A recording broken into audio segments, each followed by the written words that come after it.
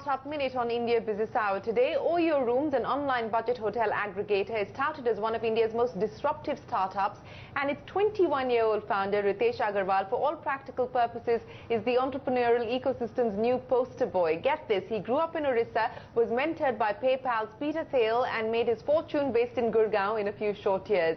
Oyo Rooms today does more nights per month than the Taj group of hotels, and in the last year itself has grown 100-fold. CNBC TV 18's Young Turks caught up with PRASHANT Tandon of HealthCart and Ritesh Agarwal at the ISP Mohali for a chat on dealing with scale and managing the big VC dollars. Take a look.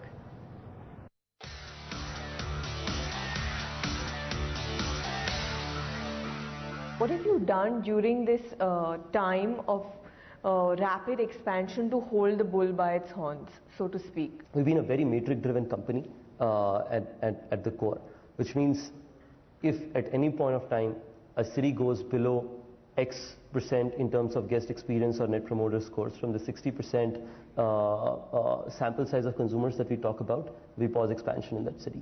Whenever we see X percentage utilization in hotels decrease in a city, we pause supply side. If our demand is growing more than 95% utilization in the same city, there's a push that comes towards supply. So I think being data driven and being able to make sure that you have the right people who can consume that data and go out and get shit done, I think that's been very, very powerful for us. Sometime back in a newspaper article, you claimed that you had one of the lowest customer acquisition costs. I think this was before the funding came in.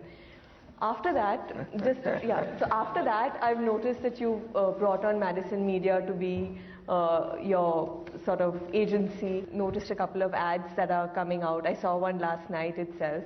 And will you still strive to have the lowest customer acquisition cost? Or is that something now you can put on hold for a while? We always aspired to be a mass market hospitality brand. There is none in the country at this point of time. So while we are technology in nature, we want to make sure that any user in this country, of this 450 million people, which is 150 million more than the population of the United States, who get out of trains, buses, trucks, etc., and land in a new city, their first choice of accommodation is Oyo Rooms. So I think that's one. That's the reason why the mass media campaign went out, and this has been something that's in the cards for a long time now. We just felt that, like Prashant said, we wanted to get a consumer experience right. We wanted to make sure that we are large enough to ensure that we bring a bouquet of geographic availability. It just so happens that it's happening post the SoftBank raise. All right. I just hope you'll be more cautious than the guys at Housing.com were. All right.